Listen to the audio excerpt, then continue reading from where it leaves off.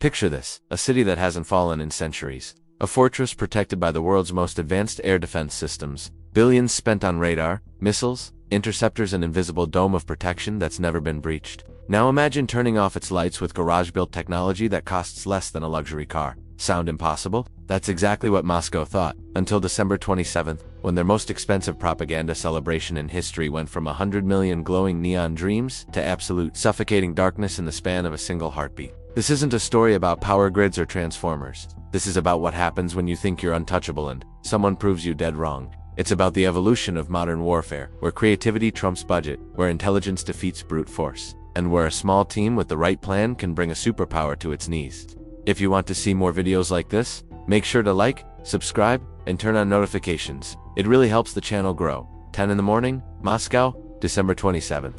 The city's crown jewel VDNKHS lit up like humanity's most extravagant neon dream. This isn't just a festival, it's a statement. $100 million worth of everything is perfectly fine, wrapped in lights, music, and propaganda. Think of it as Russia's version of Disneyland, except instead of Mickey Mouse, you've got state-mandated optimism and a skating rink so massive it could swallow 2 football fields whole. Families glide across the ice, children laugh, couples take selfies in front of elaborate light installations. The air smells of roasted chestnuts and mulled wine. Music from a dozen stages creates a symphony of celebration, and that tree, it's not just tall, it's a monument to excess. A glowing beacon so bright you could probably navigate by it from space. Every branch drips with ornaments, every needle wrapped in LED brilliance. The whole spectacle screams one message to the Russian public: look how good life is, look how strong we are. Don't worry about what's happening 500 miles south. For the Kremlin, VDNKH represents more than just a festival. It's psychological warfare aimed at their own population. While conscripts freeze in trenches and ammunition depots explode in the night, Moscow's elite wants citizens to believe that life continues normally, that the war is distant, controlled, and most importantly, winnable. But here's the thing about symbols: they make excellent targets. And the bigger the symbol, the harder it falls. And someone was about to prove that in the most spectacular way possible. 20 miles northeast of that glowing fairy tale, deep in the snow-covered wilderness of Luzhny Ostrov National Park, Moscow's so-called green lung, 6 men worked in complete silence. The temperature had dropped to -10 degrees. Their breath formed clouds in the freezing air, but they moved with practiced efficiency. Every gesture deliberate, every sound measured. These weren't your typical soldiers. This was a hand-picked unit from Ukraine's GOR military intelligence, and they'd been planning this operation for weeks. Each member of the team had a specific role: navigation specialists who'd memorized every contour of Moscow's landscape, electronic warfare experts who understood Russian defense systems better than the operators manning them, and drone pilots whose hands had guided hundreds of missions, who could fly through chaos like they were born to it. They'd infiltrated through a network that intelligence agencies spend decades building safe houses, forged documents, local contacts who asked no questions. Getting into position was half the battle. The other half was about to begin. Their weapon of choice: not missiles, not jets, not anything you'd find in a conventional military playbook. They brought 2 Dovbush T-10s, never heard of them. That's by design. Imagine if a group of engineers who grew up modding street racers decided to build an aerial mothership. That is basically what the Dovbush T-10 is, 150 pounds of carbon fiber genius with a 12-foot wingspan. The design is elegant in its simplicity. Advanced composite materials keep the weight down while maintaining structural integrity. The wings are swept for stability at low altitudes. The propulsion system is electric, nearly silent, powered by lithium polymer batteries that give it a range of over 200 miles. But here's the beautiful part: its radar signature is virtually invisible. To Moscow's billion-dollar sensor arrays, this thing looks like a large bird, maybe an eagle, definitely not a threat. The carbon fiber construction scatters radar waves instead of reflecting them back. Its profile is organic, not angular. It doesn't move like a military drone. No sharp turns, no aggressive acceleration patterns. It glides.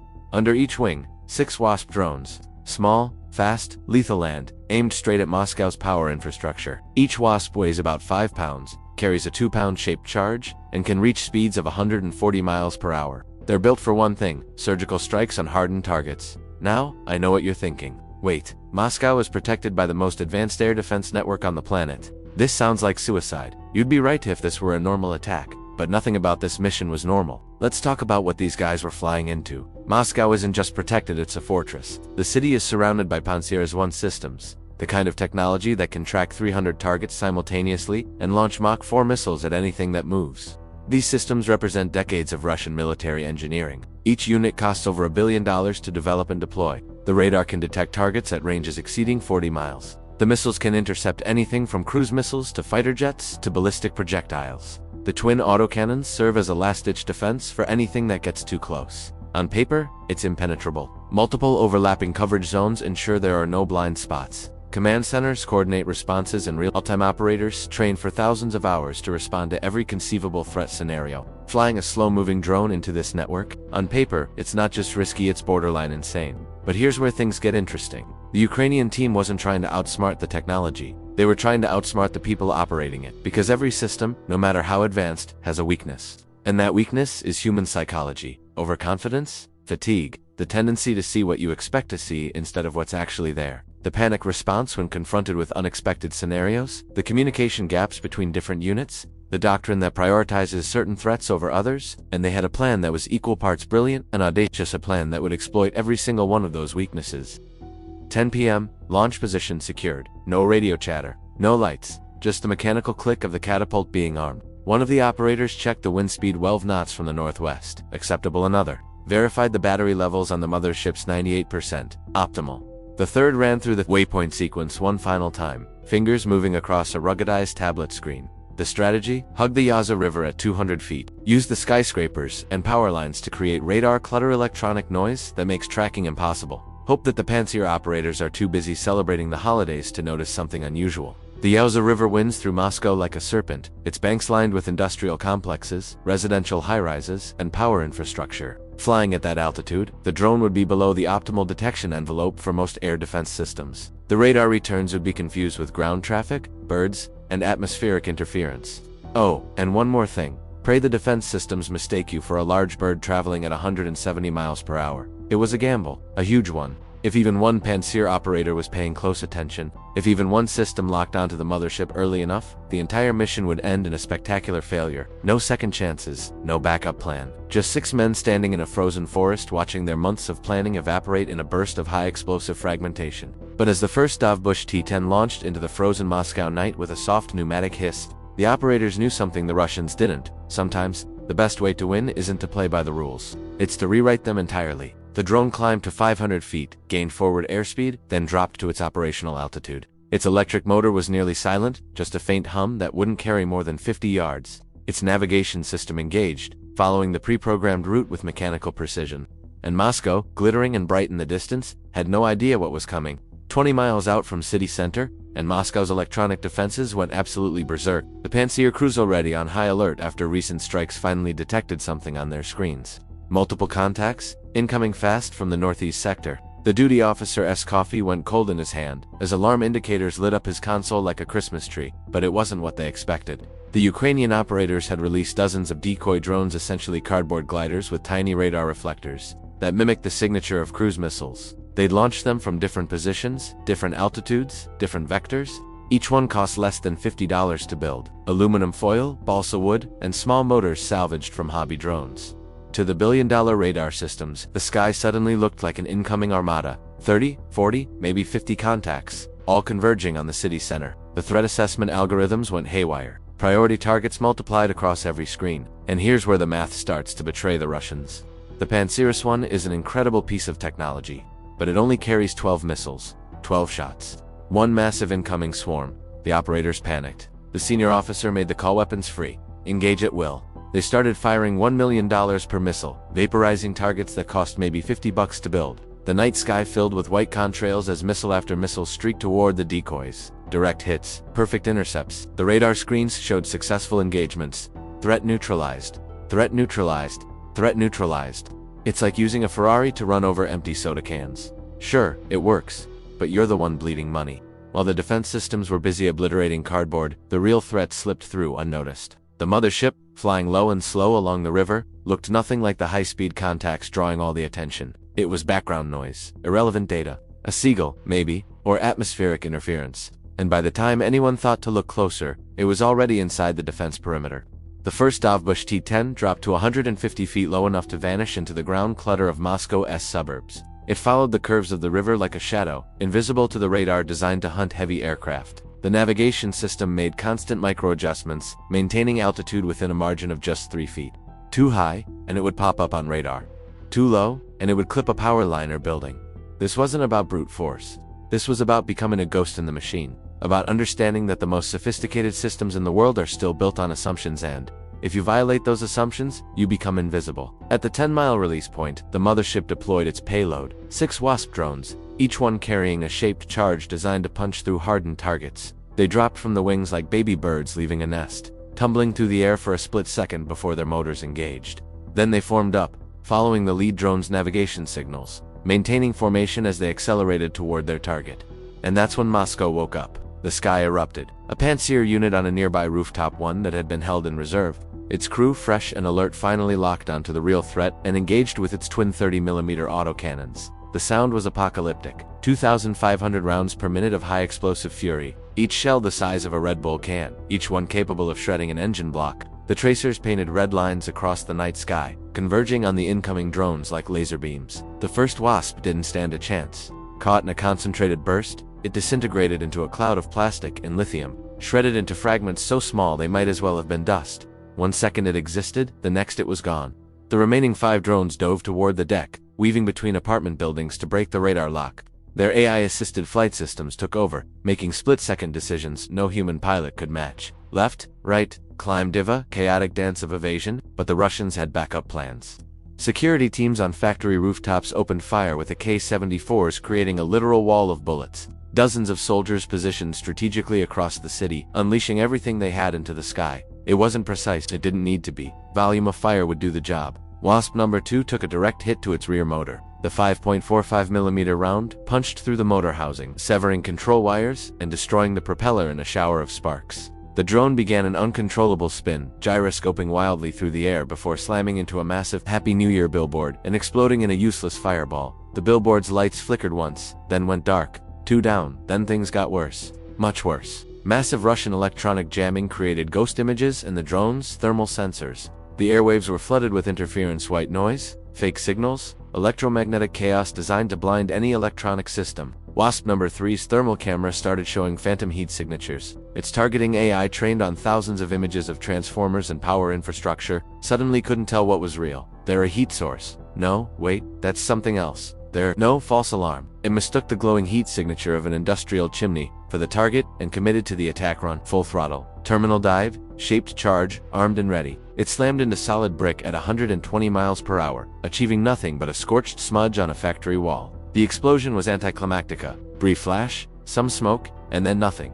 3 down, half the first wave gone. The mission was hanging by a thread. Thousands of hours of planning, months of preparation, careers, and lives on the line, and it was all about to end in failure. Out of 6 drones in the first wave, only 3 remained, and they were flying into hell. Every rooftop had guns pointed at the sky. Every radar was locked on. Every finger was on a trigger. But the Ukrainian operators, watching through encrypted satellite feeds from 20 miles away, had one more trick up their sleeve. They used the smoke and chaos from the first 3 crashes as cover. The billowing black clouds created visual and thermal interference. Behind that screen, Wasps 4 and 5 executed a Heiji maneuver, pulling forces that would have knocked a human pilot unconscious, dragging the Pantsir-S autocannon aim away for exactly 2 seconds. That's all the time Wasp number 6 needed. It screamed over the substation's perimeter fence at 130 miles per hour, so low it nearly scraped the barbed wire. Its AI locked onto the main transformer, a massive piece of equipment the size of a small house, humming with enough electricity to power tens of thousands of homes. The shaped charge detonated on impact. The physics of a shaped charge are brutal and beautiful. The explosion doesn't radiate outward like a normal bomb. Instead, it focuses all its energy into a single point, creating a jet of molten copper that moves at 25,000 feet per second. That jet can punch through tank armor, reinforced concrete, or in this case, transformer steel like it's made of tissue paper. A brilliant sapphire blue electrical arc erupted, 3-mile-wide flash that lit up the Moscow sky like a lightning strike that would untend. People on the ground stopped and stared. Car alarms went off. Birds scattered from trees. But here's the thing. One hit wasn't enough. The substation was massive, with redundant systems and backup transformers designed to keep the power flowing even if one unit failed. That's the beauty of modern infrastructure, and the challenge for anyone trying to take it down. The Russian operators were practically celebrating. They'd shot down 4 out of 6 drones. The brownout at the substation seemed like a minor technical issue, something their engineers could patch up in an hour. Maybe 2, tops. To the Kremlin's propaganda machine, this was a win. Ukrainian terrorists attempt attack. Heroic Russian defenders save the day. Press release already being drafted. They were dead wrong. Because 10 minutes behind the first wave of chaos, completely undetected, the second Dovbush T-10 was closing in. This was the real plan all along, a double tap designed to exploit a very specific weakness in the Russian defense doctrine. See, the Pantsir I is a beast, an engineering marvel. But like any complex weapon system, it has vulnerabilities. And the biggest one is simple: reload time. Once a Pantsir fires all 12 of its missiles, it's out of the fight for at least 5 minutes, while a specialized loader vehicle manually cranes new tubes onto the rails. It's not like a rifle where you pop in a fresh magazine. We're talking about heavy machinery, careful alignment, system checks. It takes time. Even worse, those twin 30mm autocannons have a duty cycle. They're air-cooled, designed for short bursts against individual targets. After firing thousands of rounds at the first wave and the decoys, the barrels were glowing cherry red, literally hot enough to see in infrared. Keep firing, and the heat would warp the rifling, destroying accuracy and potentially causing a catastrophic malfunction. A billion-dollar precision weapon turning into an expensive paperweight, just as the Russian crews were climbing out of their cabins to let the systems cool, to manually reload, to catch their breath, and congratulate each other on a job well done. Mothership 2 crested the horizon from a completely different direction, northwest instead of northeast, a completely fresh angle of attack. It released 6 more Wasps at a distance of 8 miles, and Moscow's defense went from victory celebration to total panic in 15 seconds. Radios crackled with frantic chatter, officers screamed orders, soldiers scrambled back to their positions, but the systems needed time they didn't have. The second wave was already inbound. Russia's backup plan kicked into gear. An elite unit, tipped off by the first strike, had scrambled a mobile electronic warfare truck to a bridge overlooking the river. Military-grade jamming equipment, powerful enough to fry unshielded electronics at close range, they flooded the spectrum with 500 watts of white noise. Every frequency, every bandwidth, the wall of electromagnetic interference. Wasp number 7 hit that invisible wall and went blind instantly. Its video feed dissolved into static. Without GPS, without radio, without any external guidance, it drifted harmlessly into a residential building, exploding against reinforced concrete. Wasp number 8 was targeted by a soldier with a handheld jamming gun. $15,000 of portable tech versus an $8,000 drone. The jammer won. The drone's flight controller glitched out, its gyroscopes went haywire, and it nosedived into the frozen river with a distant splash. 2 down already. The Russian commanders thought they'd found the answer, but they forgot something important. Ukrainian engineers don't just build drones, they build smart drones. The remaining 4 Wasps triggered their fail-safe protocol, specialized AI algorithm designed for exactly this scenario. When all external signals are cut, GPS gone, radio dead, satellite links flatline, the drone switch to autonomous mode. Their onboard processors start running visual odometry, essentially reading the map by comparing what they see through their cameras against a preloaded 3D model of Moscow. Streetlights, building outlines, the distinctive shape of landmarks, the geometry of intersections, all processed in real time by AI trained on thousands of images. You can jam the airwaves, you can cut every signal, but you can't jam reality itself. You can't make buildings disappear or streets rearrange themselves. The drones were flying blind, but they weren't lost. They knew exactly where they were and exactly where they needed to go. The Russians realized too late that the drones weren't stopping. In desperation, they activated their last line of defense, a Tor M2 system held in reserve near the Kremlin itself, the crown jewel of Russian air defense. The Tor is faster, smarter, more lethal than anything else in the arsenal. It launched missiles. Wasp number 9 tried everything: evasive spirals, altitude changes, speed bursts. But the missile's proximity fuse detonated 20 feet away, and tungsten fragments shredded the drone into confetti. Wasp number 10 became the sacrificial lamb, climbing high, making itself an irresistible target, drawing fire away from its companions. The Russian operator took the bait and vaporized it. But those 11 seconds bought the final 2 drones everything they needed. Wasps 11 and 12 screamed toward the target at maximum velocity. Russian security teams on the ground opened fire with everything: machine guns, rifles, even a flare gun. In desperation, Wasp 11 took a bullet through its battery pack and burst into flames, but momentum carried it into the backup generator's fuel tank. The explosion created the perfect cover, and from that smoke, Wasp number 12 emerged.